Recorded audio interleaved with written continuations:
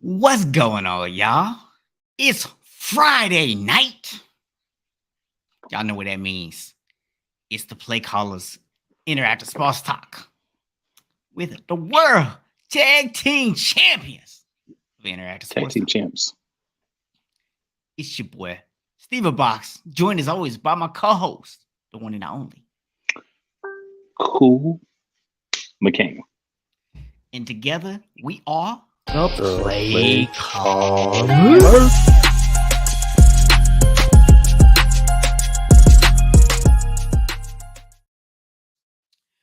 So, man, we have a action-packed show for y'all tonight. Crazy number of topics. But before we jump into that, man, let's handle a little business. If you're tuning in live or if you're catching us on a replay, first of all, thank you, appreciate it. Do us one more favor and hit that like button real quick. Let YouTube know that this is the place to be. And if you haven't already, go ahead and hit that subscribe button and that notification bell also while you're already there. So cool, man. We got NBA playoffs. We got a whole bunch of stupid comments that then came out of people's mouths. We got talk about canceling the Pro Bowl. All kind of stuff to talk about tonight, man. So what are you feeling? I'm gonna leave this in your hands, man. What are we starting with? But we got to start with the NBA Conference Finals. Sounds like a good place to start, man. I can't think of a better place to pop off. I know at least one city they could think of a better place to start. Well, I will say this. It's very simple. If you're Dallas, you don't win. Yeah. Dallas, Arlington, doesn't matter. Results are the same. So yeah, so the Golden State Warriors back in the NBA Finals after Yes, they are. after the gentleman's sweep 4-1 of the Dallas Mavericks. Not really too surprised by the outcome of this one. We both did predict. I did say that if Golden State took Dallas a little lightly, Dallas could steal a couple games in this series, and if they let it go on too long, Dallas could beat them. But it was going to require Golden State letting their guard down for that to happen. They did that in one game. That's why it was 4-1 instead of 4-0. So my point was proven, but nonetheless, this series really wasn't up for debate. Now, this was the most anticlimactic series I think we've seen in the playoffs so far. There's teams that are there. There are teams that are working to get there. And then sometimes a team kind of gets through 3 or 4 years too early. That was Dallas. Yeah. And of course, when you're playing the choke artist himself, Chris Paul, it helps. But Dallas has some pieces. I'm of the belief that Jalen Brunson's going to be gone because I think he's going to go find somewhere where he can have a more premier role, right? Where he can be the guy at the point guard position instead of being the guy behind the guy. I think he's earned that, the way he's been playing the last couple of years, not just this year, but really the last couple of years. Yeah. So I think that, this is that time for him. As Golden State goes, if this team had their full complement of players the last 2 years, they probably are not 6 times. They're probably 8 times in 8 years, or at least 7 times in 8 years. But injuries happen. Yeah. This is a Golden State team that whoever they play, they're going to have to take very seriously. The concern with them is always the lackadaisical play in certain games. You do this especially against Boston or Miami. Whoever wins that series, that's going to be an interesting 7-game series. Yeah, that's the only thing I kind of wonder, because I honestly, we said it last week. I think we both agree with this, that whoever won the Eastern Conference Final was going to be the NBA champion, right? But I'm almost wondering if I'm starting to backtrack on that comment just a little bit because I'm like, if Boston can finish this off, they play tonight, right? I believe they are playing tonight. Um, Yeah. so if Boston can finish this off in 6, then it's a little bit different story. They're not as beat up. They can, get a little extra rest. But if Miami wins, which I think Miami is going to win game 6. So if they win and this goes to game 7, well, now this is a different story because now you're a very physical series between two physical teams. They're going to be a little bit more beat up and they're going to have less rest. Now, I still think that either one of those teams could beat Golden State, but that kind of starts to put some questions in my mind.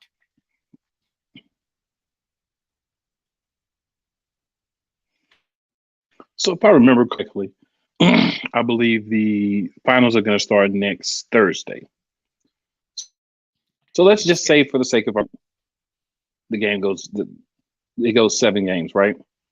That means instead of the series being over Friday, it's going to be over Sunday. That's still going to give whoever wins a good 4 or 5 days of rest. So I really don't think, especially for Boston, because a lot of their main players are young and it's not going to bother them now. It's going to catch up with them in a couple of years, but it's not going to bother them now.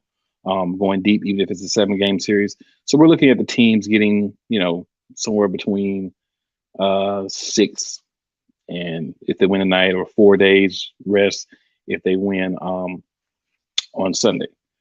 So either way, I don't think that that's going to be too much of a concern. But I will say this: Golden State definitely had it easier in the conference finals. So I think it's more of a benefit for Golden State because it is a team that has a lot of older players. Klay Thompson finally had a big game in Game 5. Sleeves with injuries this year, so him being able to rest Draymond Green. So they have some older guys. So definitely, I think the rest part definitely benefits Golden State to have them be able to be as good as they can in the finals in what's going to be a hard-fought series. There's not going to be as many open shots. There's not going to be as many constant Princeton offense backdoors just hanging open for you. They're going to play better. So I think, you got to look at it that way. Now, if Miami wins, I think your point is more valid. Yeah. Because that is old. So a couple less days for rest for them could make a big difference. We don't know who's going to win yet. I've said it, and I'm not changing it. I have Boston as 6. They're up 3-2. Tonight's the night. Get it done. And let's go ahead and start talking about the finals. But if you can't get it done, Miami could win in 7. We don't know. Game 7, 1-game series, we don't know. Yeah. I mean, I'm going to stick with Miami. I mean, again, I'm not going to be surprised if Boston wins, but I would be really surprised if, Miami were to just kind of lay down and not put up a big fight. But, they're also not super healthy right now. So that definitely plays a part into it. I mean, nobody's really fully healthy, but they've obviously had some big injuries here lately. So we'll see what happens. I'm going to stick with Miami as my pick for right now. So we'll see. I mean, I got to be wrong at some point, right? Well, I think everybody's been wrong about Dallas. So we've all been wrong at least once. Yeah. So moving on over to that other series. So Boston and Miami. This has been a weird one, man. Like I honestly expected this to be like a old school knockdown, drag out, physical matchup. And because of the injuries and some different factors, this has just been a weird series. Like just teams get blown out. Somebody goes and blows somebody out, and then they seem to come out and not even play the next game. Boston finally actually played 2 games in a row and to take a series lead because prior to that, it was like alternating back and forth. So, what do you see? Anything that stands out to you to explain why this series isn't really what we expected it to be? Yeah. We haven't gotten the best of Jaylen Brown and Jason Tatum in the same game yet. That's one of the things. We also see that Miami does have some larger players that may not be as talented, but they've got some big bodies in the middle. And one thing about putting the big bodies in there is it kind of takes away one of the things that Brown and Tatum like to do, which is alternating drives, attacking the basket, one becoming the shooter, one being the aggressor to the goal, and they both have the ability to do both. Some of the other guys like Marcus Smart, not able to get in there and do some of the things that he's been able to do in previous series either. But also, I think both teams are expending a lot of energy on defense. Like it's still a defensive battle. It's just that the level of offense, especially for Boston, they have players who are so elite offensively that it doesn't feel that way. But trust me, those other guys out there, they may not be Tatum or some of these young guys with spry legs, like Al Horford. He's not happy about the series. He wants the series over tonight, right? And the thing is, you're up 3-2. Yep. This is the point where what I always say, you put your foot on their throat and you press down. And you don't remove it until they pass out. Yep. You don't want to get to game 7. There's not a team in history who wanted to go to game 7. You know, my obligatory Michael Jordan reference. Michael Jeffrey Jordan never went to a game 7 in the finals. That's why he's 6-0. You don't want a game 7 in the Eastern Conference Finals. You want to hoist that trophy, and you want to name Tatum your Larry Bird, most outstanding player, or MVP, whatever they're calling it these days, of the Eastern Conference Finals. Yeah. So yeah, I mean, really, not too much more to talk about on that one. We'll see, obviously, what happens tonight, and if Miami can pull out the win, what happens on Sunday. So by the time the series rolls around or the finals start next Thursday, I did double check and verify the date. It is the 2nd. So we're obviously going to be on the following night. So you know what, man? Let's go ahead and just throw out our predictions right now. We know for sure one half of the finals is going to be Golden State. So what are your predictions for either team in the East? So I have the Celtics winning, and I have the Celtics beating the Warriors in the finals. And let's say 6. And actually, no, let's go 7. Let's go 7. And if Miami ends up being the team, what's your prediction? If Miami ends up being a team, I'm going to go Golden State in 6. Okay. Miami doesn't have enough offensive firepower to be able to hang with Golden State, I don't think. Yeah, I think I actually am kind of in agreement with you. I think Miami, if they were fully healthy, I would actually give them a really good chance to be able to win. But, you know, even though some of the injuries, guys are trying to play through them, like you could tell Jimmy Butler's not 100%. You got some other guys who aren't out there playing right now. So when you are missing some of those pieces and you're very limited offensively to begin with, and you're missing some of those offensive pieces, it's going to be very difficult for you to stick with the Golden State. It doesn't matter how great defensively you play. They're going to have some explosions. And if you can't keep pace with them when they start hitting those threes left and right, then there's not really anything you're going to be able to do. I would actually pick Golden State in 6 also in that series. But I agree. Boston, if they make it, I think Boston actually presents an interesting matchup because they have guys who can score Golden State, and they play the same kind of team defense that Miami does. They can actually fluster Golden State a little bit. Like I said, Golden State's going to get theirs. And they have a couple of bigs that can go in the middle. Yeah. So, you know, I do agree that Boston would actually have a better chance of beating Golden State. And I would actually go 6 with that also. So I don't think we're going to see a game 7 in the finals. I think it's going to be 6 either way. Billy V, are you taking? I can see Golden State pushing it to 7.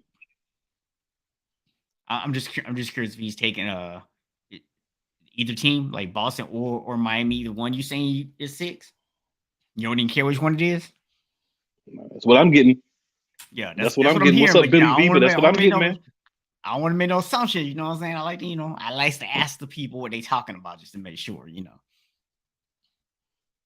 So he'll let us know that over in the chat. But yeah, I just figured we'll go ahead and get those predictions in now. That way, can't nobody come back and be like, wish I wait till after game 1 to get your predictions in.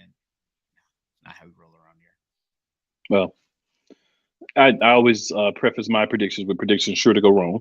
So Yeah, he says so he says either one. Okay.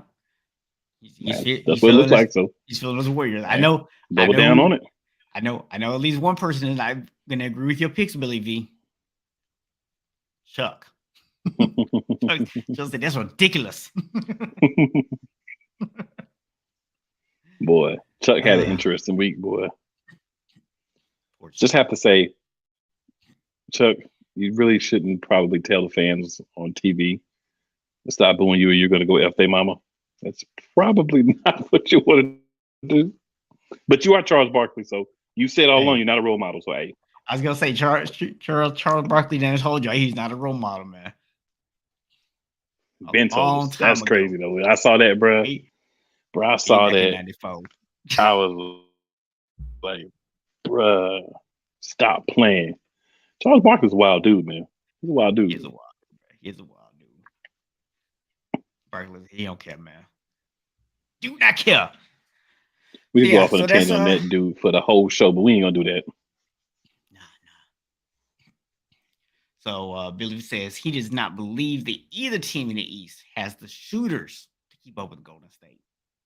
I mean, I would agree with you that they're not going to keep up with them, but you also have to recognize that this is a Golden State team that's had a pretty easy path to the finals.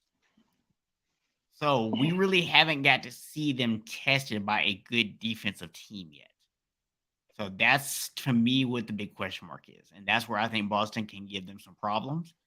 And Boston has a couple guys that they might not knock down threes at the same clip, but they can score. And if they get hot, it's a wrap. Yeah. It's a wrap. So, ask Milwaukee. They'll tell you the boys get hot, it's a wrap. Mm-hmm. So we'll see what happens with that. But Billy V, you do make a good point, though. That is a valid point that you make. So I can't knock that point. Yeah, like I said, I don't disagree at all. I mean, if we're just talking about just pure shooters, there's not another team in the league that can compete with Golden State. Fortunately, for whoever faces them in the finals, you have to do more than just shoot to win basketball games.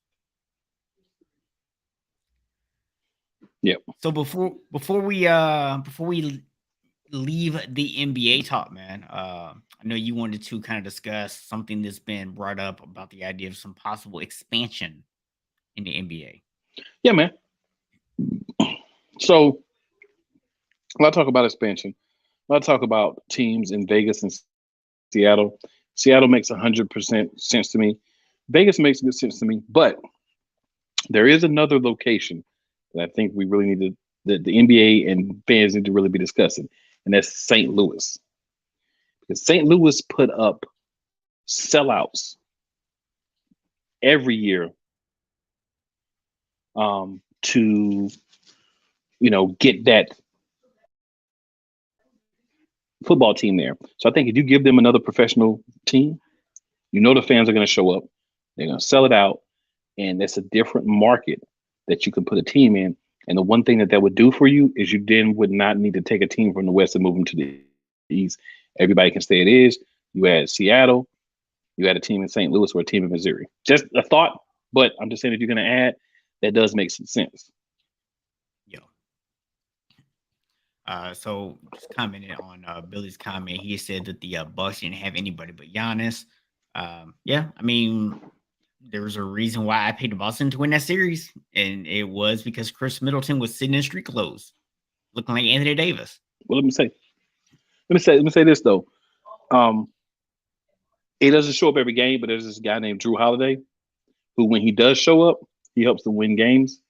They have other pieces, but I will say to your point, Billy V, that without the shooting of Chris Middleton, that was going to be a difficult series for the Bucks to win. But keep in mind, this was a 7-game series. This wasn't a This wasn't a blowout either way. This was a 7-game series. Well, but I would I would remind you on that point, sir, that he's actually picking Golden State to win. So he might be accounting for the fact that Boston, it took them 7 games to get rid of Milwaukee. He might be accounting for that. That might be part of why But see, you he's got to realize choosing Golden this: State. Milwaukee going to 7 games with Boston, as you said, is way more of a challenge for Boston than anything that Golden State's had to deal with in the playoffs. Mm-hmm. Golden State has had it. When sometimes we have an easy road and you run up against a team that's really going to slap you in the mouth, punch you in the mouth, slap you in the face. It's a little difficult. But Billy, I mean, you valid points. It's not a you're wrong, we're right type of situation. I just feel that what we're going to be different from the expectation. But hey, even with just Giannis, they pretty much had Giannis and Chris. Half of a Giannis and Chris Middleton won them a championship last year. So this was the reigning defending champions in Milwaukee. They weren't gonna go down without a fight. Right.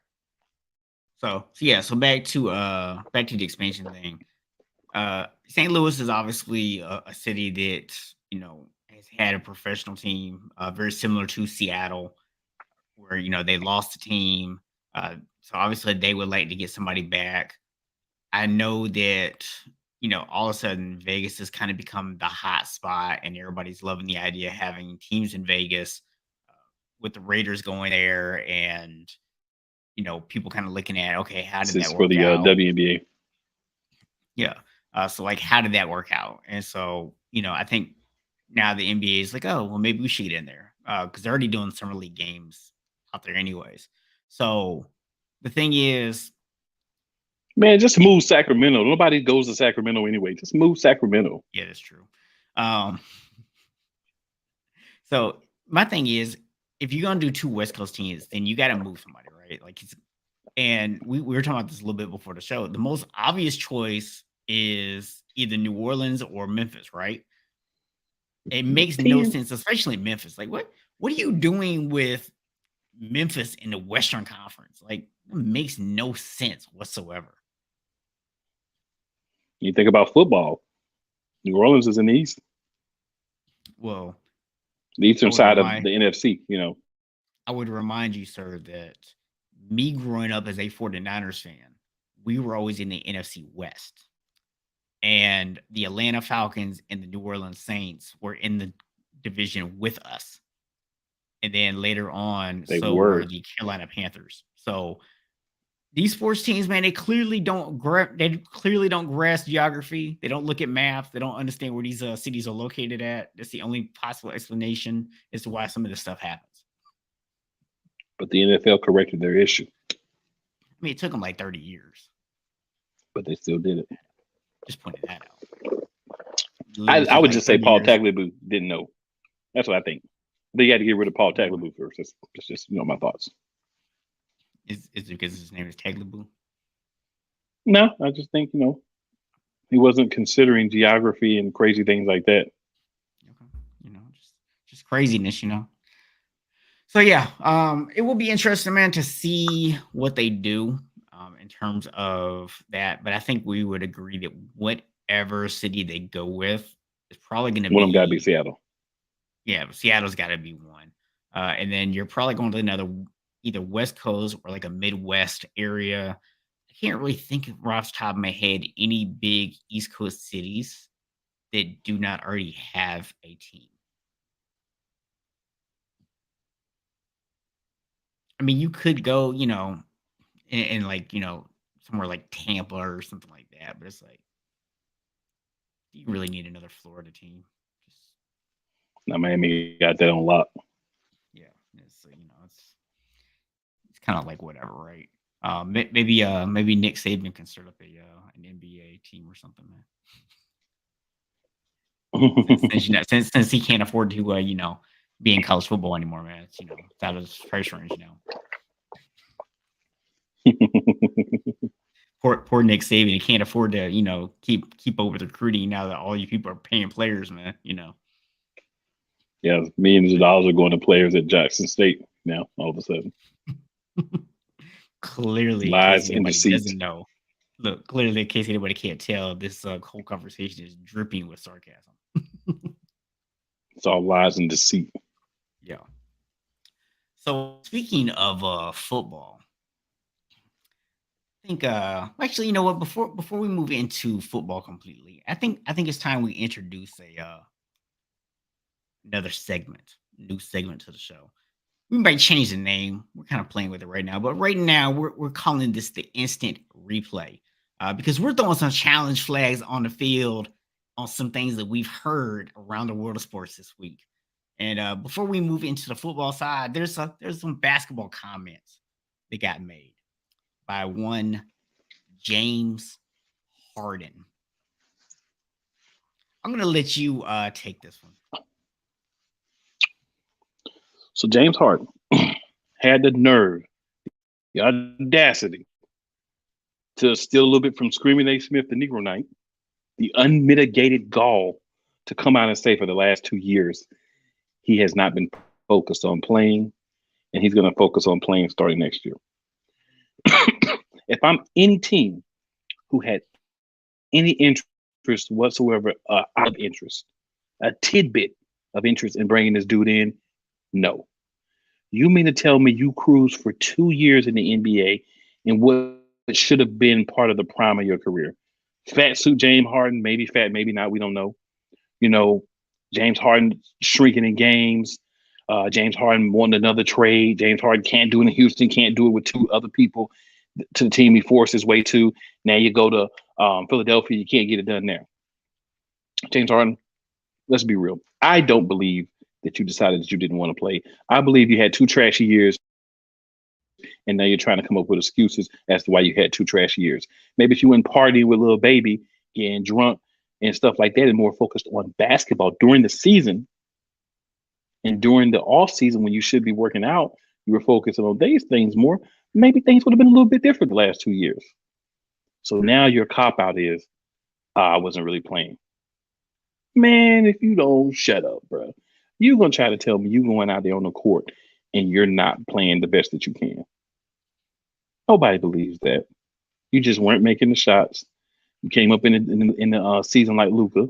He got himself in shape. You kept partying, and you're just not mentally tough enough to get it done on a regular basis. I've said that about you for years in your career, and you continue to prove me right. So thank you. And your soft statement just continues to be part of that. Not only did this dude say that he really hasn't been focused on playing, but he specifically said he's took a offensive hiatus because he's really tired. He's been fatigued for a couple of years now. It took you 2 full years to get your energy back, bro. I mean, my co-host is over After here a talking bubble about COVID how season, look, my co-host is over here talking about how 4 days is plenty of rest. I guess it's only because James Harden doesn't play for Miami or Boston. Because clearly 4 days isn't enough for him.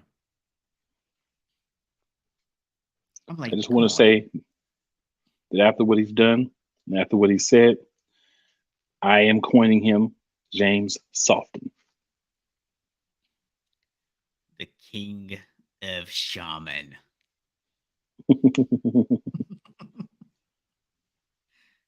Soft. You know who James Harden should go play for next year? The Clippers. Perfect fit. All right, I just had to take my shot. They proved that they really Or were he can go soft. play. Or he could go play for Sacramento, man. Sacramento might be a little tougher than James Harden's ready for, man. Might not be able to handle that. Might be There won't be a lot of fans. There won't be a lot of fans heckling him. That's for sure. So speaking of comments that people made, let's address someone else's comments. Someone that James Harden apparently would not be able to play for. And that would be Airbnb. Because according to LaShawn McCoy, the reason the Airbnb does not have a head coaching job has nothing to do with the fact that he's black. It has everything to do with the fact that everyone knows what kind of coach he really is. And then he insinuated that Eric Bieniemy is very disrespectful to players. So, Sean McCoy is a former Eagle. You know probably better than I do the likelihood that anything that comes out of like Sean McCoy's mouth, if it's foolishness or if it's real. So, what are your impressions here? I think LaShawn McCoy feels that way. But we have to remember something. LaShawn McCoy, by the time he got to Kansas City, was a shell of his former self. He was probably the third running back or the fourth running back. He was not a shell. He was just on a 2-year offensive hiatus, okay? No, he was on a 5-year offensive hiatus. It turned into an extended hiatus. he's a softened. He's a softened night. But the softened claws. You know, at that point, when you're the third, the fourth running back, yeah, you may get treated a little differently than a top back. So may have he got treated differently than he felt like he should have been treated? Probably. Should you come out on a team that helped you get in a position to? Because I don't know if he won a championship there. I know he won one in Tampa Bay, but in a position and gave you an opportunity to be on a championship level team as a guy that really wasn't needed. In your talk about the team is how Eric Bieniemy shouldn't be a coach because he's this and he's that. And correct me if I'm wrong. Didn't some of the other guys say it's just you, buddy? It's not us. Yeah, they didn't come right out and say it, but yeah, they certainly alluded to it. So yeah, there was a couple of former teammates that was like, yeah, that was pretty much just you, bro. So yeah, I kind of agree with you, man. I think 3-4 string. Yeah, I mean, listen, we've had the conversation about Eric Bieniemy before. I don't know how much his race plays into it. I know that there are other African American coaches that have been hired in the same cycles that he's been passed over. So I don't think that's the only reason. It could certainly be a factor in the decision, but there's obviously something else there that is preventing teams from even considering giving him a chance. I'm not sure exactly what those are, but I do not think that it has anything to do with what Sean McCoy is saying. I think this is a guy who still viewed himself as a top tier running back when no one else did. And he felt like he got disrespected because he felt like he deserved more respect than he did.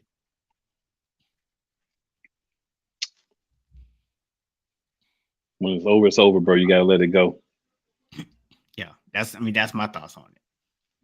I just wanted to see if you felt any differently as an Eagles fan and kind of knew him. So yeah, not at all. So, man, we were talking earlier about Golden State and the whole thing with Charles Barkley, right? And that was more like a playful banter. But I want to kind of call out a member of the media real quick because there's been a story, and you may or may not have heard about it if you're not a 49ers fan. But there's a local beat writer by the name of Grant Cohen who works out in the Bay. And his whole stick is that he's the super negative guy, right? Like that's his whole thing. If that's your thing, that's your thing. That's not what we do here. But if that's you and people are clicking on your articles and videos and you get made off of it, you do you, right? But the issue is the dude tries to call himself a journalist, and then he like drags players through the mud and he antagonizes people.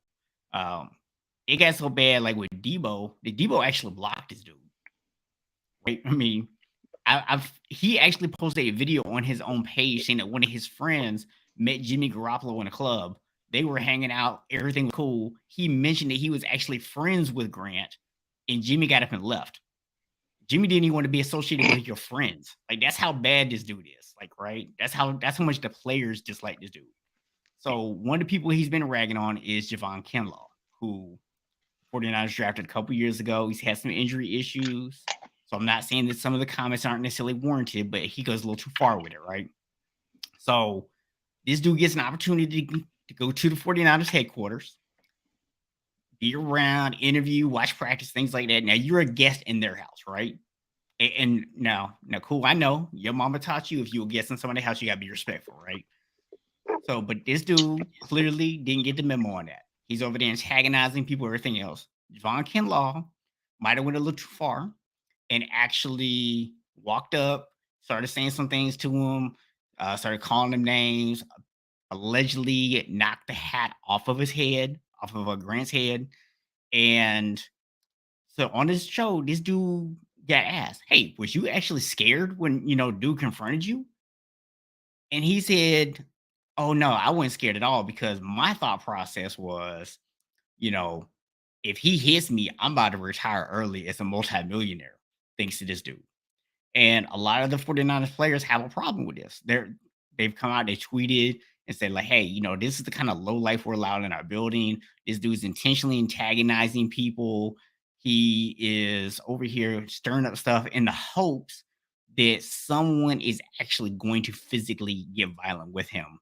And to me, as a journalist, that's a line you don't cross. It's one thing if you want to be the critical person. It's one thing if you want to be the negative person, always, ranting and raving and acting crazy. But when you start disrespecting people and then you're antagonizing people with the intention of hoping that someone will actually physically hit you, to me, you've crossed a professional boundary. So I just wanted to call that out because it's something that we see a lot in this industry, and it's become very popular lately, right? And I know we've even had people who watch our show tell us, "Oh, y'all should thrash people more. Y'all should disagree about more stuff." Why? We're not going to disagree just to disagree. We're not going to sit here and have fake arguments on the show. We're not about to sit here and talk bad about anybody that doesn't deserve it, B.O.B. But, outside of that, like if you deserve it, we're going to talk about you. But we're not going to sit here and drag people through the mud and be disrespectful to people, right? I mean, these First are of all, people yeah. So yeah, we're not gonna see anybody from to beat us up anyway to get the money. So I mean, yeah, but even if we did, man, like we wouldn't do that. You know what I'm saying? So I just wanted to call that out because it's something that I think we're starting to see a lot more of, where that's what everybody's trying to do. Everybody's trying to go to the negative angle now. You know what I'm saying? Everybody wants to scream and yell and be super negative to get attention. So, hey, if that's the kind of show that you enjoy watching, I don't know why you're here. Because we don't do that. yeah, we're not gonna be screaming A. Smith clones or any of that foolishness. That's not what we're about, man. We're here to talk sports. It gets a little rowdy sometimes. It gets a little loud sometimes, but it doesn't have to be there all the time. If that's what you're looking for, like you said, there's other places to find it. Yeah. If we say something negative, man, it's going to be because we're speaking truth. We're not going to say something negative to get attention. We're not going to say something negative to try to stand out. That's not what we're about. But yeah, I just wanted to call that out, man, just because, it's to me, it was a line that got crossed. I think it's pretty sad, but Yeah. and funny, but hey, different sense of humor. I'm that guy. So speaking of lines getting crossed, the NFL is talking about crossing something off. And that would be the Pro Bowl. As a collective cheer goes up from the crowd. And the Pro Bowl hasn't mattered in a long time. I remember back when I was a kid, you had the quarterback competitions and all the different things, and the Pro Bowl was great, man. You wanted to see who was going to win. You didn't even have to make the Pro Bowl, but you could still be like in some of the skills competitions and stuff. It was placed at the end of the season, obviously still. It was just a funner experience back in the day. Now it's just not fun anymore, man. It's trash. They got in, they played two-hand touch for most of the game. Every once in a while you get like a matchup between two guys who kind of want to go at each other a little bit, like the Diggs brothers last year. But most of the time, it's just softness, man. And I think you do need to replace it. I said before, my suggestion is, hey, still let everybody like you normally do. Set them up on a big Madden server. Let them control their own player and just play a game of Madden. Just let them do their own thing, man. Yeah, just let them play Madden. You know what I'm saying? Like do it just like a regular game, but do it Madden. Yeah, I mean, you could do Madden. Obviously, flag football is another thing that they could do. I mean, it's already basically a glorified flag football game, anyways. A couple of things they actually suggested there. One is, You could have the flag football game actually be current players against some legends, right? Um, Guys who might still be in good enough shape to go out there and compete a little bit, but not, not super duper in shape, obviously. Then could add more skills challenge type stuff. One thing that's kind of cool with the idea of the skills challenge is very similar to the NBA's All Star break. You can actually have guys who didn't make the actual Pro Bowl come out and participate in the skills challenge. So that gives guys who maybe don't get the opportunity because they're on a garbage team or they're on a team that doesn't get a whole lot of primetime games, so they don't get seen as much. They don't get the same attention, an opportunity to go out there and be a part of that. Also, I'm gonna tell you, man, move this thing back to Hawaii, bro. Like, I don't Yeah, know because why. it's a destination trip for people when you do it there. Yeah, that's why nobody wants to go.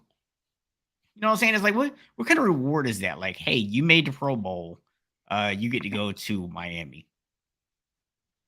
Yeah, if you're like a professional athlete star, Miami is not like, oh, Miami. Like, normal people think Miami, like that's the spot. It's not. When you're like an athlete, they can go there whenever you want.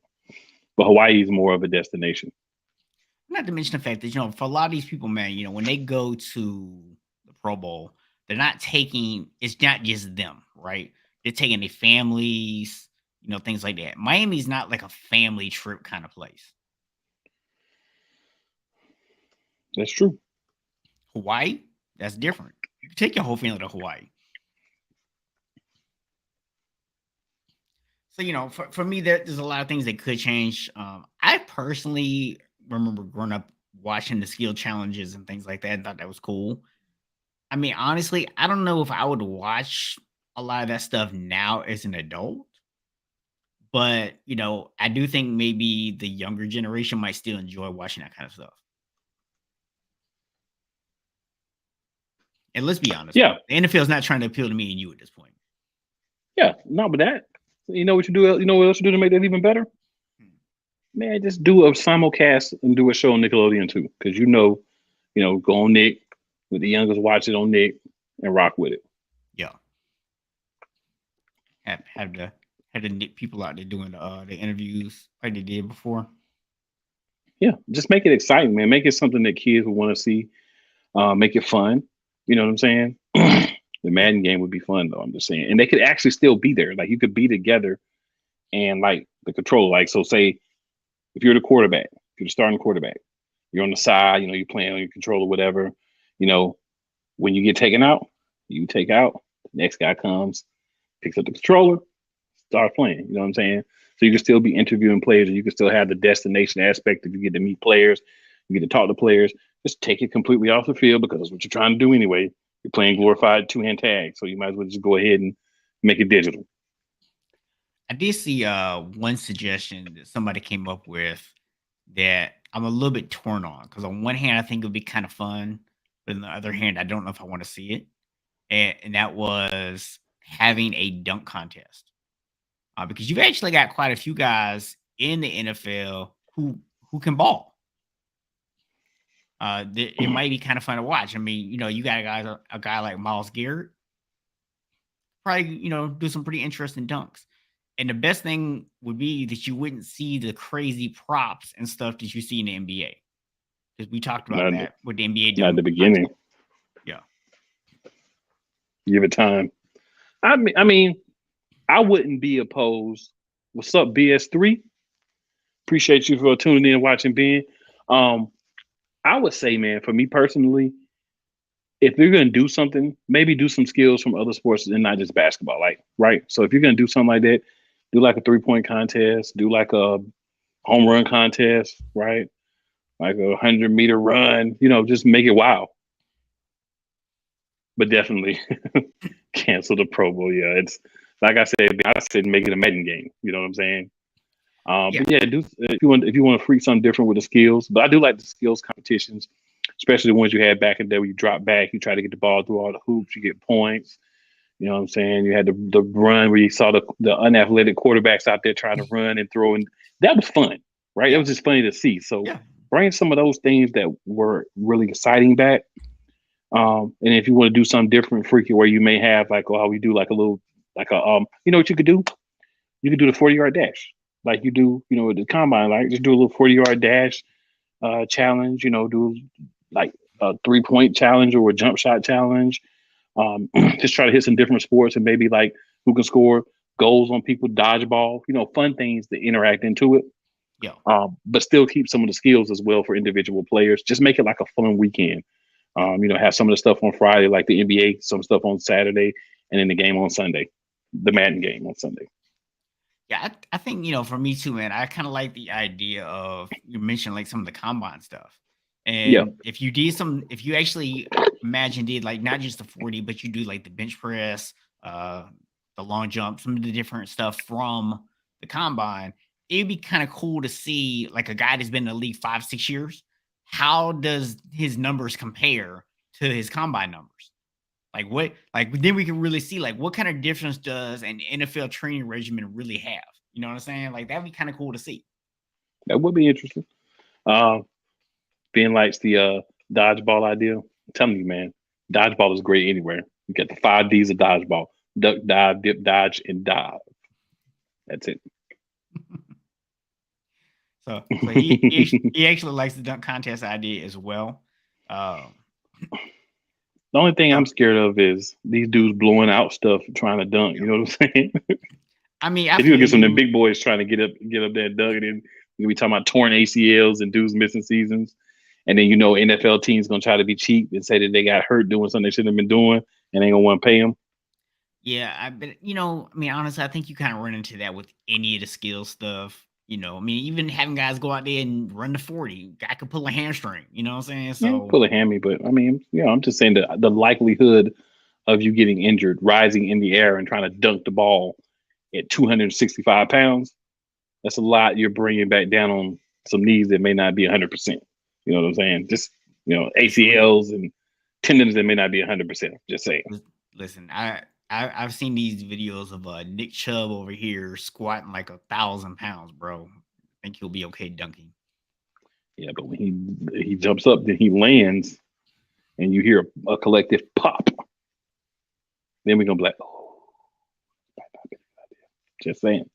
In theory, the dunk contest would, if you're just looking in theory, it would be like, oh man, it'd be dope. But the practicality of injuries is why I'm thinking maybe like something like a 3-point contest, or maybe like the layup, jump shot, 3-pointer, something like that. Yeah. Something that would be a little bit safer for the players. But hey, if they want to go to the dunk contest, I'll watch it. Yeah. When somebody get hurt, I'm just gonna be like, go watch the tape. Sit on the play callers. These big boys can't do it, but that's on y'all. Oh man. But yeah, truthfully, man, I wouldn't mind if they actually just made the game into like a flag football game or something like that. Because then it's like, at least you're admitting that's what it is, right? I think my problem is that you try to make it out to be a real football game. It's clearly not. Nah. That's my problem. My problem isn't that you basically turned it into flag football, is that you refuse to just call it flag football and put flags on people. That's my problem. Man, we play more physical when we play flag football before the Super Bowl. Them dudes be playing the Pro Bowl. And they are professional athletes and we're not. To be fair, I think some of the physicality was from people falling into people, but that's not us individually, but some of the other people that were playing with us. Let's just say they were not in prime condition. We'll just leave it at that. Not say no names or calling anybody out specifically. They probably know who they are.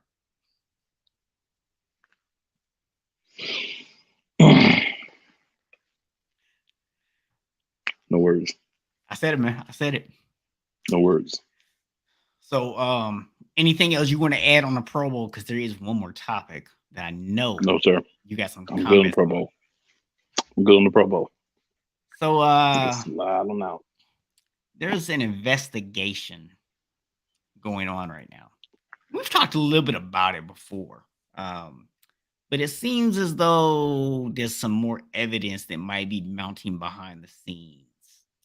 Because the rumor is that the NFL owners have started counting votes. to see if they can get rid of one Daniel Snyder from the Washington football team.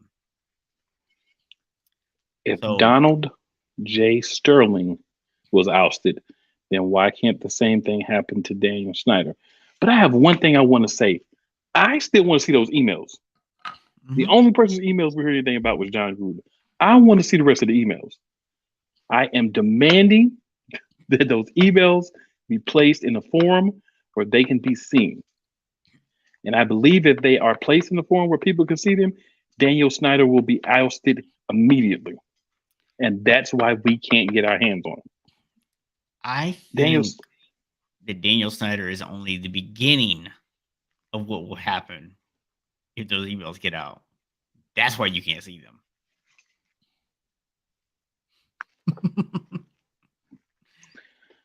Violin play. I do not care.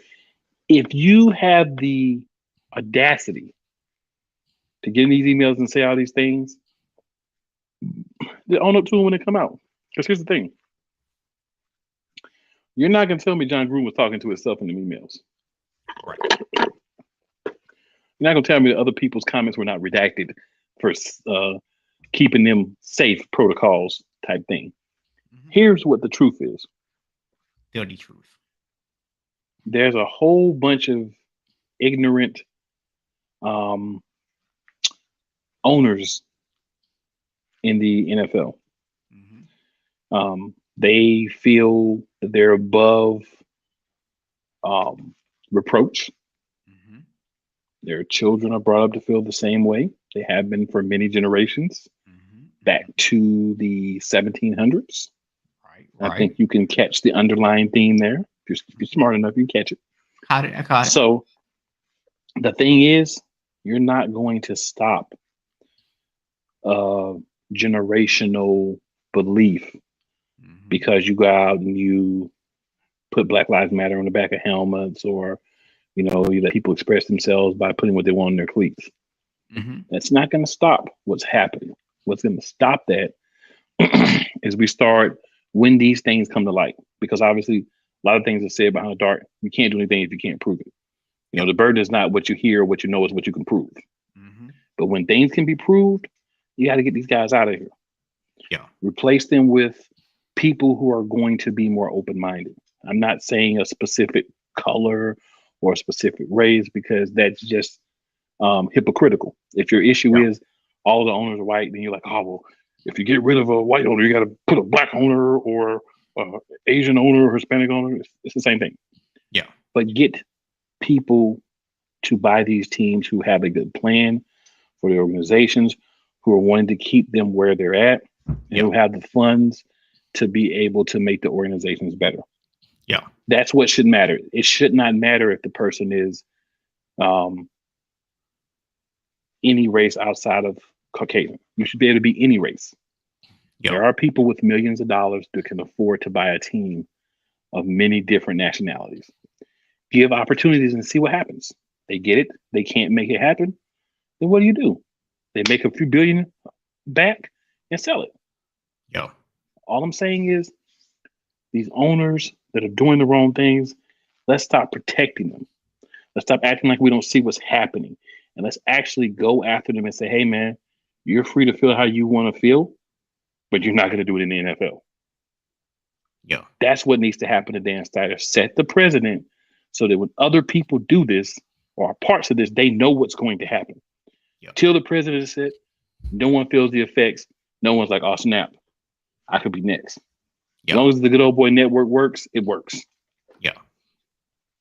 Yeah. And, I think a lot of it does come down to part of why he still has the team is the fact that those emails or whatever else is going to implicate a lot of other people. And you've made the comment on numerous occasions that it's like, man, Daniel Snyder must have some good blackmail material to keep skating on all this stuff. And that's the reality of it, is there's no way that all this stuff that has gone down, that this dude still has a team and that they're still having to figure out if they can vote him out. It should be an easy decision. You should have 31 other owners who all agree this dude is bad for business. We need to get rid of him and get somebody else in here. 31 other teams should easily agree on that. They're Should. not. But they're And why not. is that? So what you hiding? What Exactly. skeletons in your closet? They'll be like Michael Jackson. Keep them in the closet. They don't want them things coming out, bro. Yeah. So But yeah, that's the whole problem with it, man. Get to the root of it. It happened. It got exposed. It is what it is. When you feel comfortable saying doing certain things, you know the possibility of those things can come out. Anytime you send anyone a message, picture, text message, voicemail, DM on social media, those things can be seen. So if you feel comfortable enough to say whatever you want to say on those, then man up. When the time comes for people to be like, why you say that? Like, that's how you really feel? And take it like a champ. I mean, and props to John Gruden for that. We haven't heard John Gruden running around talking about, blah, blah, blah, blah, blah, blah. He got caught, took it like a man, and gone about his business. It's a wrap. Yeah. But these owners don't want to do that. They set him up to be the fall guy to try to shift the focus. Mm-hmm. It's not shifted for me, sir. It's not shifted for me. Not at all. I'll tell you, man, the interesting thing about that to me is this is why I think they're really kind of pursuing, because you notice out of all the stuff that Dan Snyder has been a part of or the organizations had, that the thing that they're trying to make stick is this idea that he was withholding money from the league. Yeah, withholding money, yeah. That's the one they want to get him on. Because if they can get him on that one, they're not doing it. Yeah, they're not doing it. And it's like, well, hey, man, we didn't want to do it to you, bro, but you made us do it because, like, we can't let you stay if you skim money from the league, right? Like, that's a no-no. So they're hoping they can get that one, because then they're hoping that, hey, we can send this dude packing off into the sunset quietly if we get rid of him on that. If you go in there and you get rid of him because of the sexual assault allegations and all this other stuff, you afraid he gonna turn them emos over himself. Well, that was my next thing. I think what they're not realizing is you're going to basically, I'll get paid out, somebody will buy the team, but you're going to force me to sell the team, and you think I'm going to sit on these emails? Man, listen, you run me up out of there for whatever reason, I'm dropping everything. You feel me? I'm calling my favorite reporter like, hey, man, what's your email address? I got some juice for you. I'm going to just give you a tidbit. Right, I got a lot more, but I'm gonna give you a little tidbit because I heard these people voted. These were the people that started the voting. So I'm gonna let you know what they've been saying to me as well. Oh, and here's the part from John Gruden that you didn't get who he was talking to. I got that too. Rumor is it might have been Bill Belichick via text message. Well, hey, man, we know it's not Bill Belichick, man. He thought he was talking to John Sally. Well, we know it's not Bill Belichick, man, because he would cheat his way out of it. But he thought he was talking to John Sally instead of John Gruden.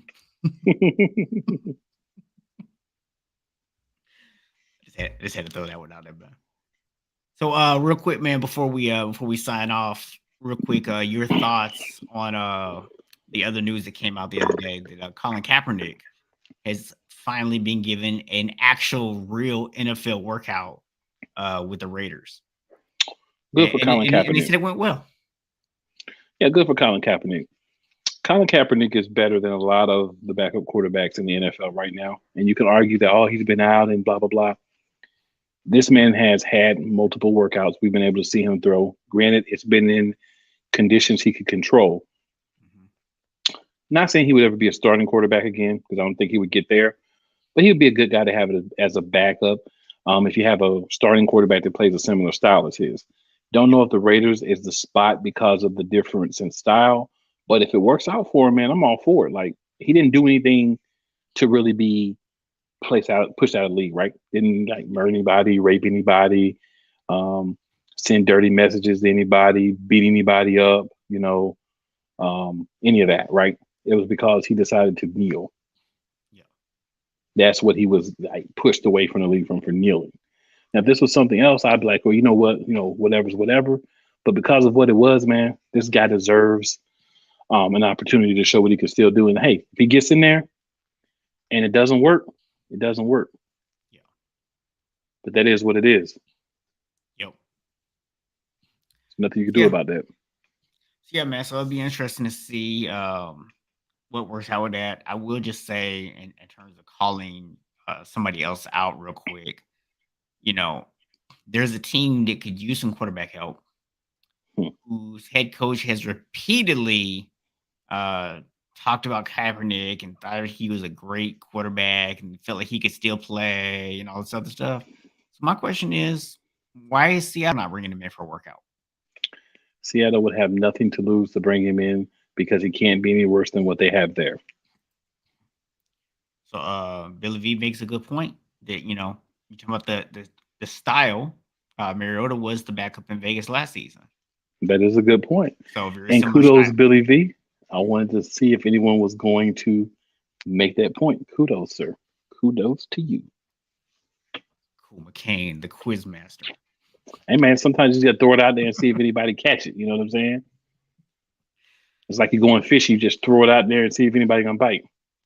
That's what we're doing, man. That's what we're doing. You just got, sometimes you just do things. It's a whim. It's just a whim. It's the win, man. I feel you.